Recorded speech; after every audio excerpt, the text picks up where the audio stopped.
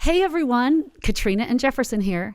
We are already recording our very first year-end wrap-up show, and it will include highlights from the year, some thoughts on what the new year might bring, and some fun surprises. We'll also be giving you the gift of live music for the holidays. It's our way of saying thank you so much for being part of the Crazy Amazing Humans community. We can't wait to share it with you. Oh, that is going to be so fun. So keep on the lookout for that. Secondly, we are excited to bring you today's episode, which features our conversation with Randy Lioz from the organization Braver Angels. Like many of you, we are utilizing Zoom to be able to interact with folks from a distance, and sometimes this results in less than perfect audio quality, but I think you'll agree that this doesn't take away from the quality of our conversation. Definitely. So now, episode 14, Calling All Braver Angels. So imagine you're at a family gathering or a dinner party. Okay, that was pre-COVID. Or even now in the middle, right? In the midst of COVID, say you're part of a Zoom call or having a conversation on social media, and then the moment happens. You know what I mean? There's a moment where you can sense that what Katrina and I call the conflict tipping point rears its ugly head. The moment and the conflict tipping point. That's when people start to disagree. That's a hard place. It's mildly at first, and it's not so bad, and then it can really gain momentum. And maybe they're talking about politics and religion, or how you raise your kids. You're not supposed to talk about politics and religion, but they might, and they do, and so do we, right? No bueno. But, whatever the conflict or the disagreement may be, you can sense that you're at the conflict tipping point. You can sense that moment. And then it's sort of like, what do you do? What do you do? Right. So, okay, what do you do? Do you, A, roll up your sleeves, get ready for a fight, and then you bludgeon them with your opinions and any facts and figures you may have memorized? I'm going to show you how wrong you are. No, Jeff. Or okay, that is one way. Or that's option A. That's option A. Let's say, or B. Let's say, do you just get quiet? You swallow your voice. You just have this deep-seated, seething resentment boiling, but you're not saying anything. You're just thinking to yourself, they don't understand. I don't care what they say. I'm not listening. They're wrong, but I'm not going to say anything. Right. Yeah. Right. I may resemble that remark at times. All right. So, or do we choose option C, which could be to listen. Listen to what the other person has to say. Try to understand and don't try to change them. And then maybe you might find some common ground to build on. Okay, well, if you picked option C, Crazy Amazing Humans, or even if you're just curious about option C, that is what we're going to unpack today. I want you to feel, I want you to feel something crazy, crazy, amazing.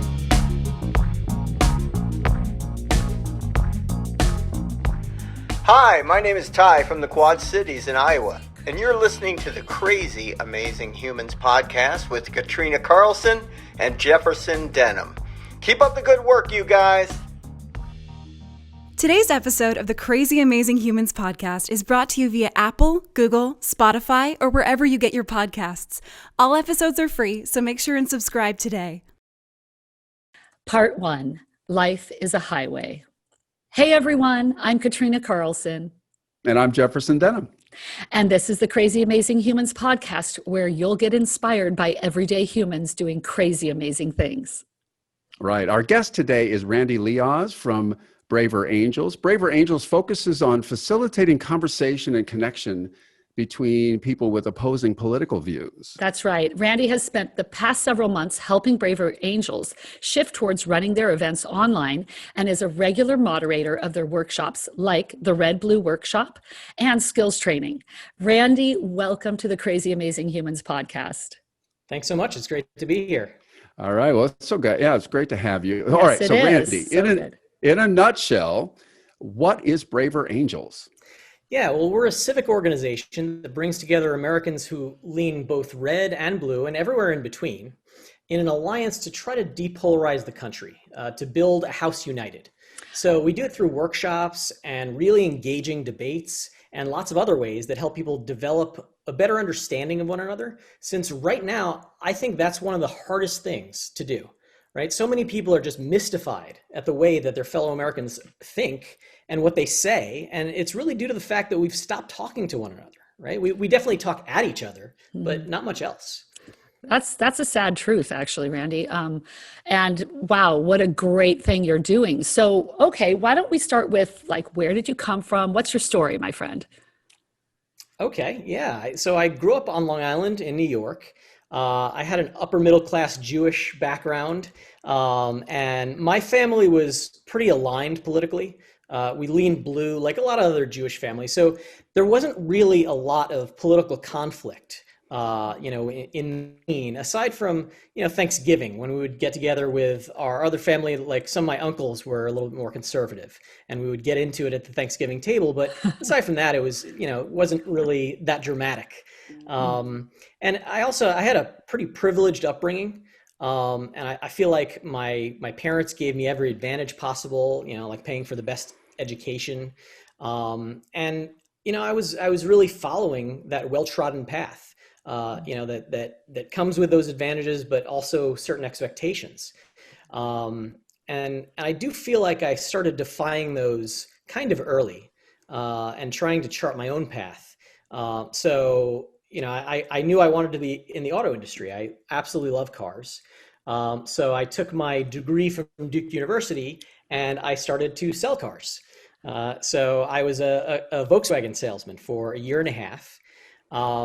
And after that time, I wasn't really doing a lot. I wasn't getting out there socially, and I was still living at home with my parents. And so eventually my mom was like, all right, you got to move out. So I said, okay, I'm moving to Detroit. And she said, no, that's not what I meant. So yeah, I kind of just took the leap at that point because that's what I knew what I wanted to do. And I figured, okay, I got to be in the center of all of that. And so I lived in the Detroit area for 8 years, and I absolutely love Michigan. I found myself there. I kind of started to figure myself out. And I realized that, a few things about myself. First of all, I'm not really a New Yorker. I was never that comfortable in that scene. I just love Michigan. I'm a Midwesterner at heart, I would say.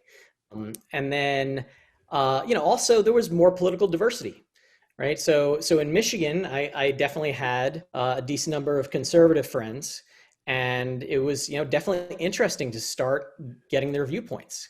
And so I started working for a company that was based in Santa Barbara, and I was working from home, and I would travel back and forth to Santa Barbara. It was like a mini vacation every time I would go out to the office. But they had to twist my arm for like 5 years before I moved out to California, to Santa Barbara. But I finally made the move. Love Santa Barbara. It's one of my favorite places on earth. And that was the progression of my career in automotive, right? So I was, I had this dream career that, I was talking about cars every day. That was my ultimate career goal when I had started out. But it did start to become a little bit less fulfilling, I think, after I moved. And then I moved down to Irvine in 2015, and that's when things started getting a little bit more intense with our politics, right? And so I started talking more often about my beliefs to others. And I do remember I had this coworker who told me that he was planning on voting for Trump, and it surprised me, right? And I had respect for this guy. So it made me start to think about the expectations that we have of others, right? Randy, first of all, Katrina, I don't know about you, but I'm shocked that it took years for you to go, I'm done with the snow, I'm moving to Santa Barbara. Why it took you so long, I don't know. But I love that you're talking about this, because Katrina and I have conversations about these kinds of things as well. It seems like you're really, reinvestigating your own thoughts. We all have thoughts that are kind of given to us, right, as we grow up. And now you're testing those thoughts to see, are those really my thoughts? And I think that that's always a healthy thing, certainly for our audience. I think we're always trying to grow, so these perspectives and challenges that you're facing, I'm seeing this. Well, at least hopefully we're all growing in this way as you are continuing to open yourself up to differing opinions, right? Yeah, I think that definitely offers us a really big growth opportunity. It's just so important to me that I get a lot of different perspectives in my life, and I think that's added so much value to my life that I want to kind of spread that ethos and say, the more experiences that we expose ourselves to, the more other types of people, the fuller we become as humans. Absolutely. And so you're saying that was about 2015, and you're talking, and then came the 2016 election.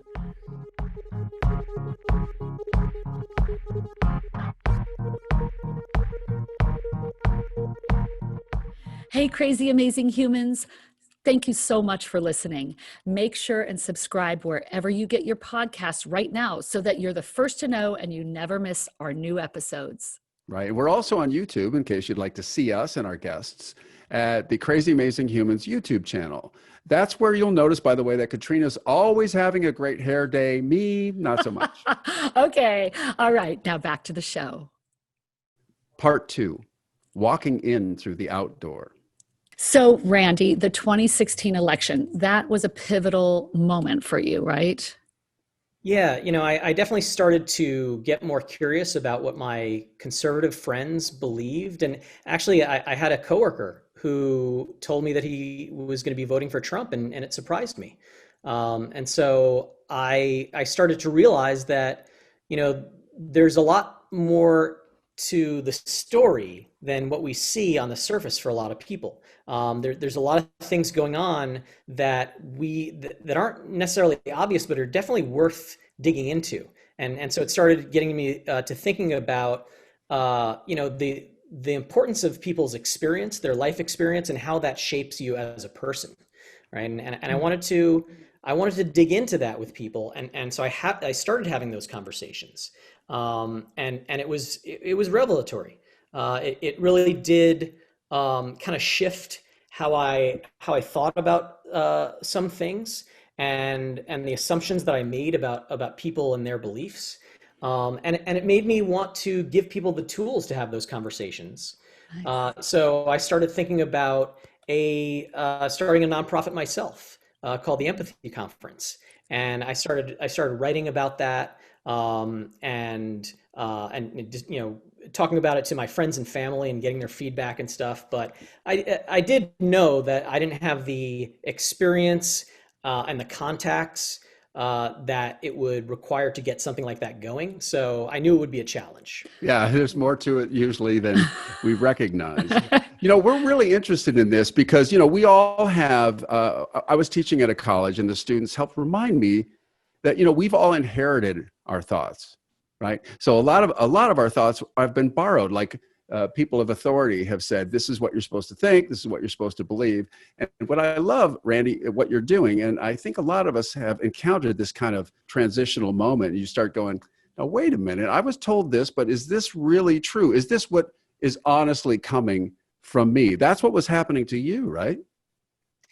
Yeah, to a certain extent, I was starting to realize that that people on my side were not a monolith. And there was a really interesting variety of perspectives to pick from, even as a committed progressive, right? So I remain to this day a committed progressive, but I also believe that there are certain assumptions that we should be challenging and we should be questioning. And so one of the most important principles for me in my involvement with Braver Angels has been the idea of intellectual humility. The thought that our human perspective is inherently narrow, right? So we'd be wise to seek out others' viewpoints, right? We place a lot of emphasis on hearing people's personal stories to understand how they came to that worldview. And I think when you focus on that, you realize how much of our, how much our very different experiences shape who we are. I think that when we realize that we are surrounded by a lot of people who think very similarly to us, and it doesn't really allow us to expand our worldview in a way that if we really made the effort to reach across to other people who have very different backgrounds and may not be as immediately accessible to us. And I think that's one of the great things about us moving towards online workshops, that we get a wider variety of geographic interaction there. So I just think that's so important, and and it helps us to get past the idea that those who think very differently from us are somehow worth less than us, right? They come from different communities, they come from different families, from different experiences, and when we recognize that, we're all just human beings, and so we should try to understand one another on that human level. Absolutely. And that's so true. And it can be such a concern that we would think less of someone else because of some belief they have. But, and here at Crazy Amazing Humans, we want to inspire people to reach for their best selves. We recently posted a quote from Abraham Lincoln that talks about how it's sort of, we must not be enemies, but friends, and aspire to the better angels of our nature so that we can bridge our divides, so that we can find common ground. So Lincoln is definitely at the core of a lot of what we do. He's an inspiring figure for a lot of us. And so that quote is from his first inaugural address, and it's where the phrase "better angels" comes from, which that was our original name. And the fact is, Lincoln, he was an incredible person. He had a lot of faith in people. Mm-hmm. And so he surrounded himself with people who disagreed with him, right? We know this from Doris Kearns Goodwin's amazing biography and the movie Lincoln. But he knew that they were still good people, right? And so he felt that everyone had their better angels to call upon. And actually, my favorite quote from Lincoln is, "I don't like that man. I must get to know him better."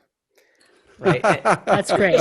It's really an exploration of the idea that when we encounter someone of a different culture, a different background, that usually there's nowhere to go but up. Our opinion about that person is going to improve because we're just going to understand them better and understand their life story.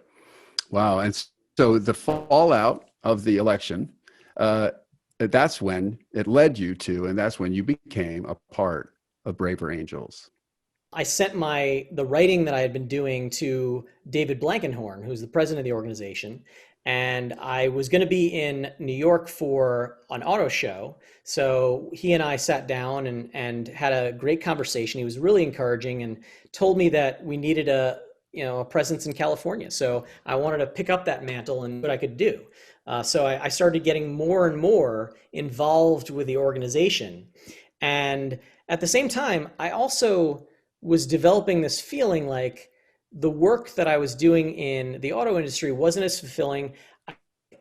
I needed to give back more, right? I mentioned how many advantages I felt like I had.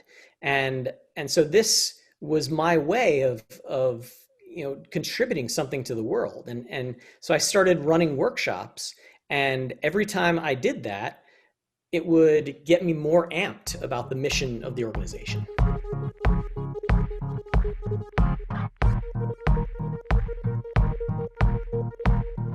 Hi, I'm Renee from Orlando, Florida, and you are listening to Crazy Amazing Humans with Katrina Carlson and Jefferson Denham. Katrina and Jefferson, love the podcast, and you guys are so cool together. Have a great day, everyone. We must not be enemies. Though passion may have strained, it must not break our bonds of affection. The mystic chords of memory will swell when again touched, as surely they will be, by the better angels of our nature. Part 3, Calling All Braver Angels. All right, so Randy, so you found Braver Angels. Can you tell us a little bit more about it? Yeah, so the organization was founded in late 2016, right after the Trump-Clinton election. And it was three people who had been working together in previous contexts. And one of them was a prominent professor of marriage and family therapy.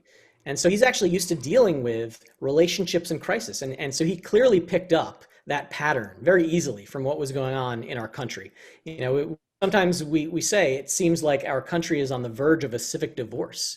So he decided to apply those principles of family therapy to the realm of our civic conversations.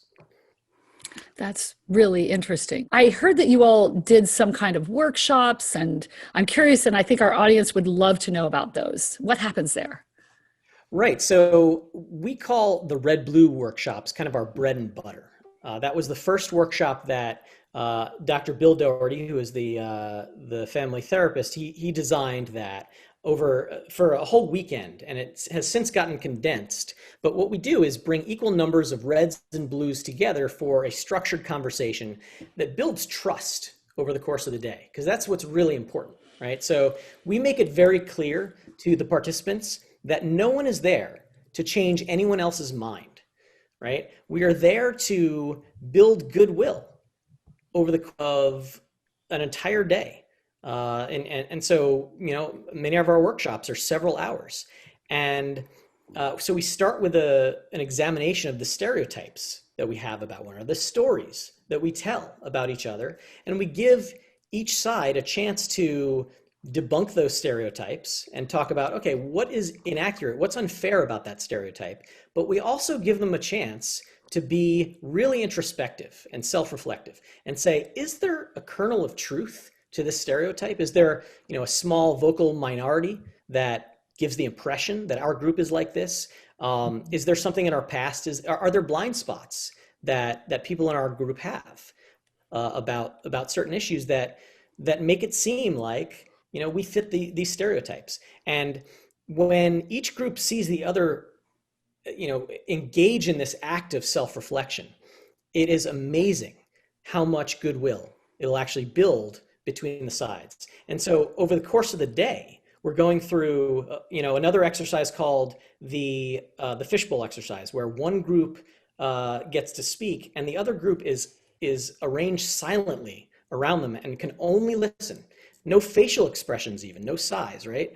And it's about focusing on the act of learning, the act of understanding someone else a little bit better, and not focusing on the response to what they've said, and thinking about, okay, how can I put them in their place with the next words that come out of my mouth.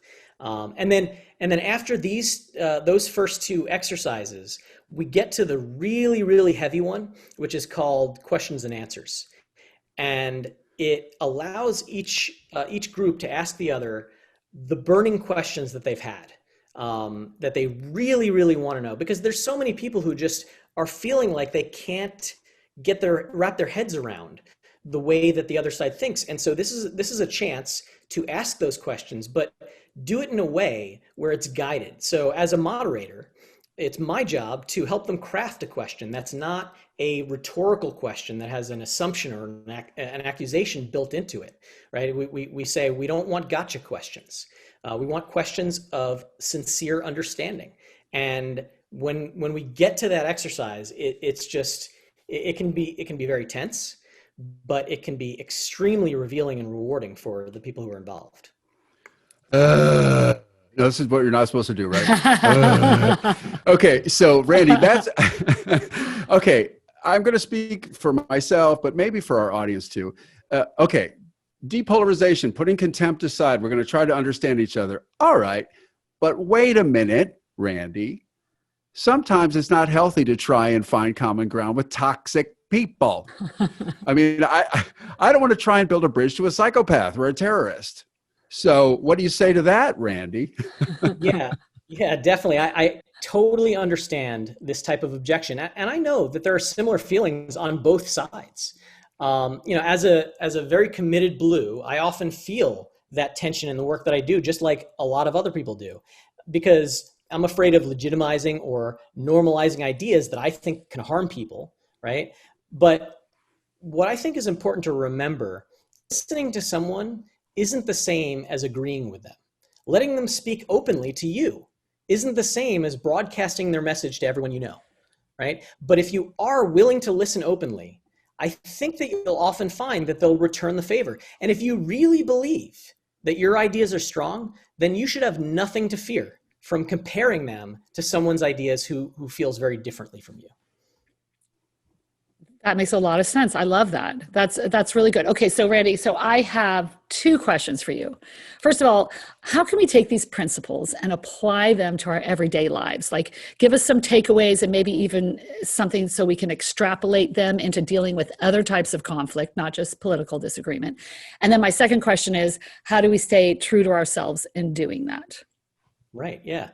Great questions. And definitely, obviously, as I mentioned, these principles are drawn from the realm of family therapy. And so they're applicable in so many different aspects of life.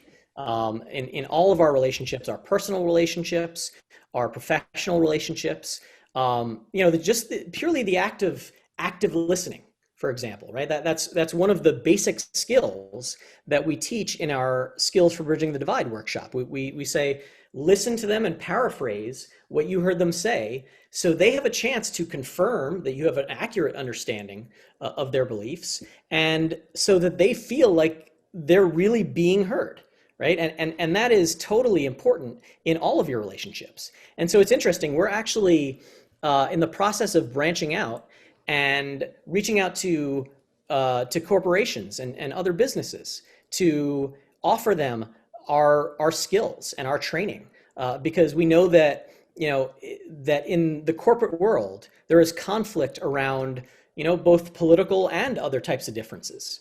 So we think that we can engender environments within companies where people feel that they can really communicate freely with one another. And we think that it would actually increase both morale and productivity for companies. So there's just so much applicability to all of it. So what kind of words do people use? Like, do people start out with like a certain way of talking to someone? What would that be? So the words that we find are really effective are ones that place the perspective with us. I guess what I'm trying to say here is that indicating to the person that you're talking to that you realize that your perspective is not the only one, right? So often we say something like, well, as you know, I'm a blue, or I'm a red, I'm a conservative, I'm a liberal, I'm a progressive. And so therefore, it may not surprise you that I think very differently from you on this, right? It helps to really set the tone for the conversation and help and indicate to the other person that you recognize that yours is not the only legitimate perspective, right? And so we often tell people to use I statements. I feel that about this issue this certain way, or things about the future. I'm afraid, I'm concerned that this is going to happen, rather than, oh, this is definitely what's going to happen, right? Okay. So it comes back to that sense of intellectual humility, that we can't predict the future, we can't see every aspect of an issue, and so therefore we should be relatively open about that fact when we communicate with other people. Well, I want to get, I love what you're saying, but I don't want to lose Katrina's second question, which is, okay, great, we're listening, but what if, but I want to be heard too. And you're saying, ours is not the only important perspective. I get that, but you're not saying that we should just sit there and listen and not give our perspective, are you? Right. So when we teach that Skills for Bridging the Divide workshop, we have several different realms of skills that we teach. The core two are listening in an active way, right? Listening so the other person feels heard, and then also speaking in a way that it's easier for the other person to hear you, right? So there's definitely ways that you can adjust your language and allow them to hear you a little bit more easily. And I'm not saying that you should say things that you don't believe wholeheartedly, and that you should compromise any of your beliefs. But what we want to avoid at Braver Angels is the exaggeration of our differences. We want to achieve accurate disagreement, right? And not just glom on to the things that that the news media or our social media bubbles tell us is the totally important aspect of this, that we have this one difference with the other side, and that should be the only important thing. There's so much that we have in common. And we don't want to put words into the other person's mouth, but if there is common ground, we want to be able to identify that and be open to the fact that, we share something with this other person. Actual disagreement versus exaggerated, right? Right. All right. So as Katrina and I were curious when we were thinking about talking to you today, what are some, I'm sure you have some, what are some aha moments that you've seen with people participating or even with you yourself as far as being a part of Braver Angels? Yeah, definitely. I've certainly had experiences with other people and their aha moments. I've had aha moments myself. One of my favorite stories involves one of my neighbors. She actually lives practically across the street from me here in Irvine. And she joined the organization. She came to her first workshop in October of last year. And for her, the experience was so transformative. She just dove right in and became one of our most effective organizers. And she's now the co-chair of our local alliance here in Orange County and South Bay. And she told this story about her relationship with her dad. Her dad is in his 90s. He is pretty set in his ways, and they have had a difficult time talking for many years, especially politics, because they couldn't see eye to eye at all in that realm. And she said that after she came to our workshop, she started taking a different approach to her conversations with him. And they were driving through a parking lot one day, and he said something like, "Oh, this is an interesting idea that I hadn't considered before." And she was so shocked by his approach to that conversation, she slammed on the brakes and her jaw dropped wide open. And she was like, wow, this completely shifted the tone of her relationship with her dad. That's one of the things that is so motivating to me in terms of why I do what I do. And then from a personal perspective, like my direct experience, one of the things that really got me so deeply invested in the organization and the task of depolarization is, in late 2018, I had started really up my involvement in running workshops, and I was teaching. I did a couple skills for bridging the divide workshops in a row, and at both of those, I really felt this connection with some of the participants where they really internalized, they really got it, some of the principles that we were telling them, and they kind of recognized how it could shift their conversations. And I feel like I saw this like click in their heads, and their eyes lit up, and I was like, wow, this is amazing. And that's the point where I started to feel like this needs to be the major focus of my life. So that was, it was a big shift for me. That's amazing. So if our audience would like to know more about Braver Angels and maybe even be interested in participating in one of your Red Blue workshops or some kind of training, how might they do that? Yeah, definitely check out our website, braverangels.org, and under Find an Event. So under the Get Involved menu, you can click on Find an Event, and you can check out local events. There's also national events that we are running every weekend. And then you can also look at the What We Do drop-down menu, which will show you all of the different offerings that we have. Like I said, we've got the Red Blue workshops, we have skills training workshops, not only skills for bridging the divide, but also Depolarizing Within, which talks about how when you're within a like-minded group and that group starts to demonize the other side, how to step in and say, look, it's not that simple. These issues are more complex. I to get to know people on the other side, and they are not a monolith. And I think it's important that we don't talk about them that way. We also have, but also doing that in a way where you're not going to get fired from your group, right? Where your group isn't going to accuse you of being traitorous. But it's November right now when we're recording this, and that's such an important month for us, not only because elections happen during that month, but also because of Thanksgiving and the beginning of the holidays, where in normal time, generally start to see our family that we might not have seen for a while. And so we actually have a specific workshop called Families and Politics that recognizes the unique nature of our relationships with our families, and how politics actually impacts that, and the roles that we play within the family dynamics. It's so fascinating. Wow. We're actually running those on a couple of weekends this month, because we recognize how important it is to give people those skills. But we're going to do it also in December, because for the winter holidays, people are also going to have those experiences. So we would definitely encourage people to check those out, and check out the debate if you want to dig in on an issue very deeply. Okay, so Randy, I just love the idea of this workshop, and I was just thinking, would it be okay? Would you do a workshop for our crazy, amazing humans, specifically for the Reds, for the Blues, maybe a skills training, or what do you suggest? Yeah, there's just so many possibilities. So if you want to get together equal numbers of Reds and Blues for that workshop, we generally limit the size of the Red-Blue workshops to about 7 on each side.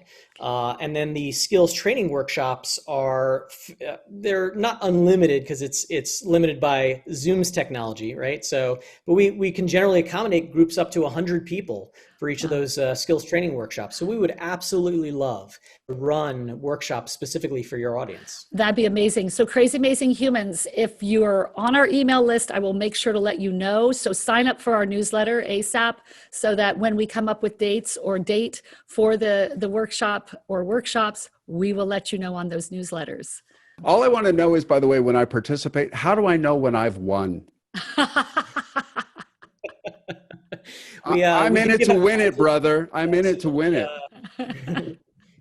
Jefferson. There'll be a wreath here's the winner. I don't think you got it, Jefferson. You're just, I'll explain it to you later. Okay.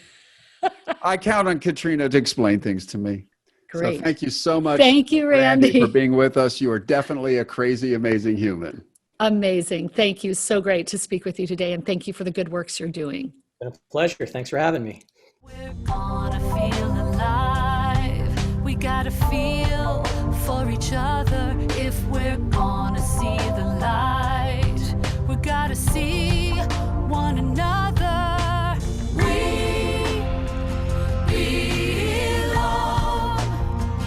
We belong together. We belong to each other. We belong, you and me together. We belong to each other, yeah. So that's our podcast. We want to thank Randy Lioz from Braver Angels for being with us today and sharing their vision of how, even though we may disagree, it's still possible to find common ground. It's so timely and such a powerful message for all of us right now. I really think so, coming into the holidays and whatnot. And if you've enjoyed today's episode and you think it would be meaningful and or helpful for someone you know, please be a crazy, amazing human and share this episode with them. Share our podcast. You never know, you may be a catalyst for someone, changing someone's life for the better. Right. Oh, you know what, Katrina, speaking of being a catalyst, changing people's lives for the better, Katrina and I are dedicating this episode to my father-in-law, John Parkin, who just passed away at the age of 89, 89 years old. Wow. How do you sum up, right?